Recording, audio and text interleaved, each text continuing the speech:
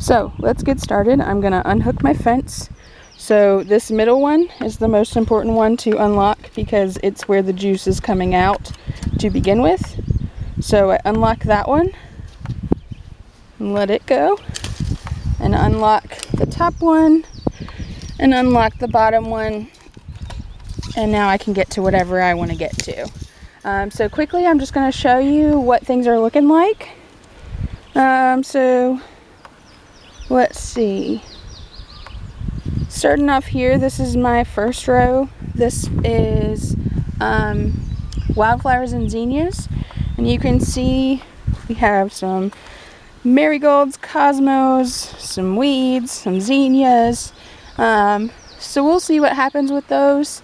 They didn't get irrigation, so they've just been relying on nature, as has this row, which this is various different herbs. I don't know that anything is actually coming up very well.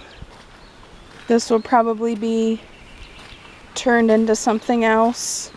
Not looking like anything important to me at the moment.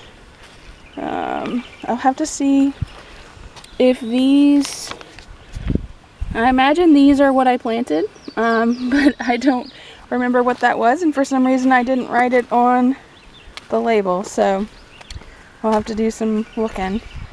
Doesn't look like, well, we've got a volunteer there. Doesn't look like any of this is herb. It all looks like weeds. So not a good situation here. See if we had any better luck down here at the end, but it doesn't look like it. Looks like everything is weeds. So there goes that, at least. So we'll go over here to this one. This is my Blue Lake green bean row. Oh, and here's how I have my drip tape fastened at the end. It's not anything fancy. I just stuck it through the flag. And then every so often I have, let's see if I can find one. Oh, every so often I have some of these landscape pins in the ground just to hold it still. So these green beans, I had to replant them. The first planting of them, I think we made a crucial mistake. We set the irrigation up as soon as we planted everything, as soon as the seeds were there. And I think what happened was that it was too cold. The water made the ground too cold. So water, this is coming out of a well, so our well water on average is around 55 degrees. And beans want about 65 degrees soil temperatures in order to germinate. So I think the cold water lowered the soil temperature and just prevented them from being able to germinate, and they just rotted. I think we had maybe 2 little plants come up, so redid them, made sure the water was off until they were up and established. We actually haven't turned the water back on since then because we've been getting rain. So this is a double row. Let's see if I can get where I can show you. So this is a double row of beans. So there's one planting of beans on each side of the drip tape. Beans prefer to be kind of bunched like that, where they can lean on each other, rely on each other, kind of keep the pest pressure down. This second planting honestly didn't grow as well as I would have wanted either. I think we've just had too wet of a spring, and maybe it's just a little too cool. But we'll see what we can get out of them. There's a second row of them right here. Lots of weeds I need to get out. This next row is butter beans. Same thing, I had to replant them. And I believe these were Henderson butter beans. At first I had done half a row in Henderson and half a row in Thorogreen, but I decided to just plant them all in Henderson when I came back. And you can see we lost a big chunk through this center here, and I'm not sure why. I don't know what happen to the ones here in the middle, who knows? We'll plant something else there. This next row is peanuts. They're just starting to get themselves together. So that's a little peanut plant. They got a little bit of blight going on, but I think they'll be all right. Got to do some weeding on them for sure, and pull some dirt to them. Lots of weeds down that direction. This next row is supposed to be peanuts, but again, didn't grow super great. There are some little ones. I had to replant most of this row. Don't know why. They were planted at the same time, same conditions as the one next to them, but for some reason this row just didn't do well. Now this next row are my very, very happy potatoes, and I'll show you. They actually are getting ready to bloom. So potatoes, as soon as they are producing blooms, they're producing potatoes under the ground. So if we wanted some new potatoes, the smaller potatoes, we could probably have some in about, I'd say probably about 2 weeks. But these are looking great. These are Yukon Gold potatoes, and some of them were teeny tiny when I planted them, so I'm amazed that they're looking so great. I haven't seen really any pest pressure, so that's awesome. I do need to throw some more dirt to them and get them straight. Yukon Gold potatoes are a determinate variety, so you don't really have to put a lot of soil to them, but I like to give them kind of more mulch, really, is what I'm looking for. So down here, these are my little zucchini plants. I have 2 rows of them, and I honestly didn't think I was going to have any come up, and now they've gone crazy. So hopefully,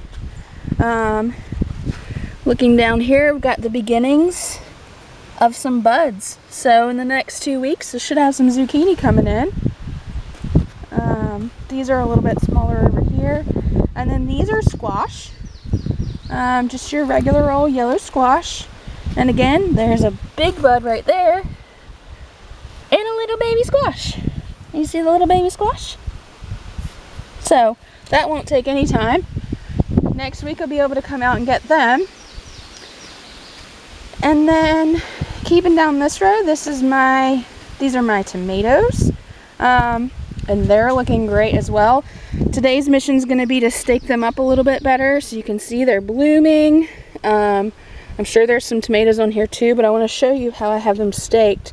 So T-posts in the ground. I have 3 of them throughout my row, and then I have 2 pieces of twine. And so I did basically a Florida weave.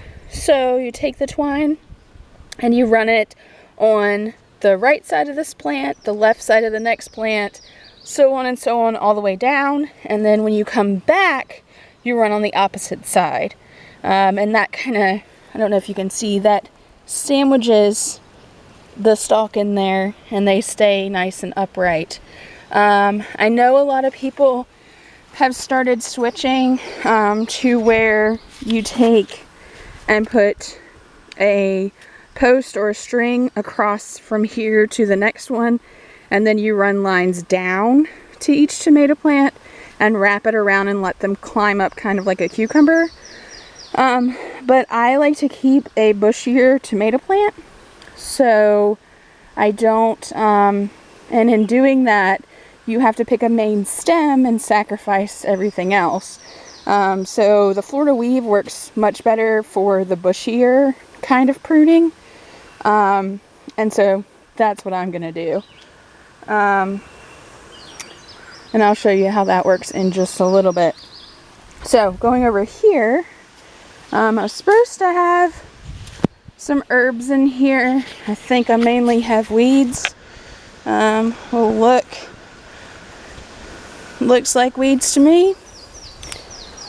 But it does look like some of my cucumbers survived. So I do have a couple of cucumbers there. I think they're Boston pickling cucumbers, which I've never grown before, so we'll see how they do. This in here, and I don't know if you can, let's see if you can see it. These are supposed to be baby corn, so like you would get in Asian restaurants. I only have a few plants, so I don't know how much I'll get, and I need to get the grass out of them, but they're looking pretty good. I don't think they'll get much taller, maybe about a foot, and then that'll be it.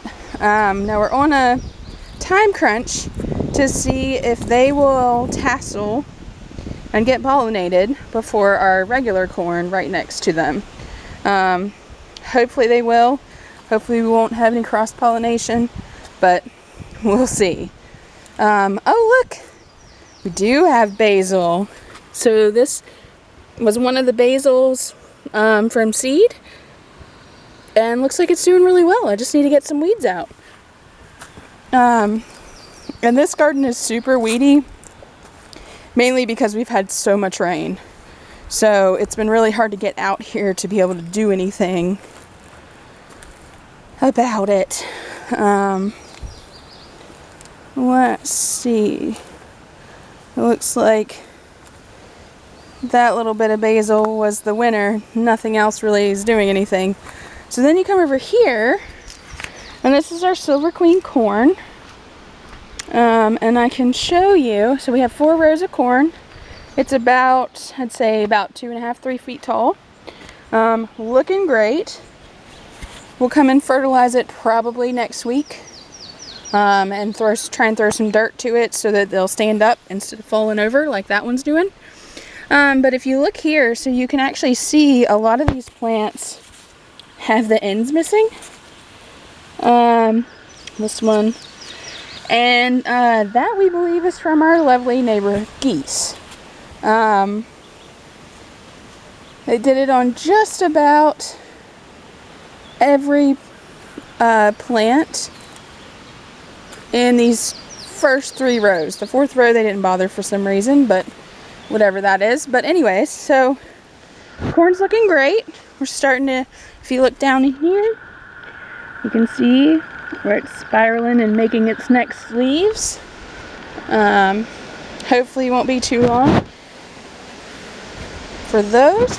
Then here are my sunflowers. I did have to replant a lot of them, so that's where you have these smaller, these little shorter ones. Is where I had to fill in. We did have some bad rain and wind, so a lot of them did fall over. Most of them have come back up, which is great. And they're just doing their thing. So then this next row is wildflowers and zinnias again. And I'm curious to see if we end up with different wildflowers on this end than we did on the other end of the garden, because they do have slightly different lengths of sunlight every day. So it'll be interesting to see how they differ. But that's the garden. That's everything planted. I'll be adding a few more things as the season goes along, and I'll keep you updated.